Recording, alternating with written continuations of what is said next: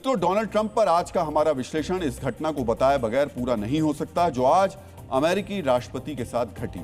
आज ट्रंप का hi tech air force one विमान दावोस के लिए निकलते वक्त ही खराब हो गया। विमान में तकनीकी खराबी के कारण ट्रंप को बीच रास्ते से वापस अमेरिका लौटना पड़ा। इसके बाद वो दोबारा गए और फिर जब दावोस पहुंचे तो उन्होंने एक एक करके उन सभी यूरोपीय देशों को सख्त संदेश दिया जो उनकी कब्जा नीति का विरोध कर रहे हैं। मित्रों, 30 सेकंड पहले हमने जिस पैक्स अमेरिकाना की परिभाषा आपको समझाई, अमेरिका के प्रभाव से जुड़े इस दौर में अमेरिका का सबसे मजबूत और सक्रिय सहयोगी ब्रिटेन था। आज ट्रंप को अपने पुराने सहयोगी ब्रिटेन के फैसले भी कबूल नहीं हो रहे।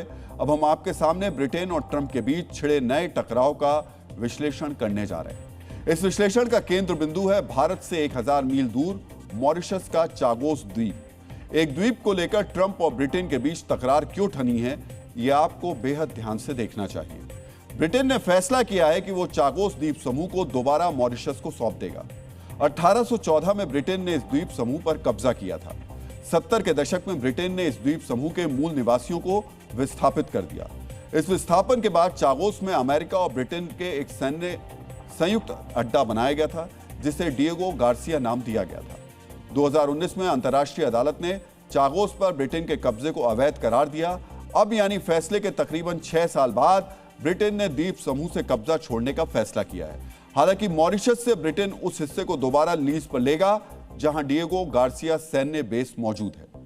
मित्रों, ब्रिटेन ने अंतर्राष्ट्रीय कानून का सम्मान और सामरिक हितों से जुड़ी प्रक्रियाओं को पूरा करने का दावा किया है, लेकिन ट्रंप को यह कदम हजम नहीं हो रहा। ब्रिटेन के इस फैसले पर ट्रंप ने क्या कहा, यह भी आपको ध्यान से देखना और समझना चाहिए। अपने सोशल मीडिया प्लेटफॉर्म पर ट्रंप ने लिखा, ब्रिटेन ने सामरिक रूप से अहम द्वीप समूह को लौटाने का फैसला किया है। नेटो में हमारे इस महत्वपूर्ण सहयोगी के फैसले ने मुझे चौंका दिया है।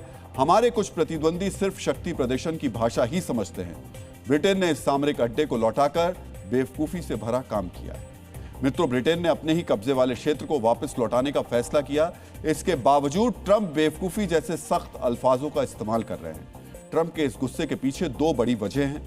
पहली वजह वो पैसा जो नई लीज के लिए मॉरिशस को दिया जाएगा। ब्रिटेन नई लीज के लिए मॉरिशस को हर साल 1000 करोड़ रुपए देगा। ट्रंप के गुस्से की दूसरी वजह उनके अंदर बैठा डर है। ट्रंप को यह आशंका है कि रूस या चीन के प्रभाव में आकर मॉरिशस नई लीज पर इनकार कर सकता है, यानी हिंद महासागर में एक अहम सैन्य बेस अमेरिका के हाथों से निकल सकता है। आखिर चागोस द्वीप समूह और डिएगो गार्सिया को लेकर ट्रंप की चिंता क्यों बढ़ी हुई है, ये समझने के लिए आपको डिएगो गार्सिया का इतिहास ध्यान से देखना चाहिए।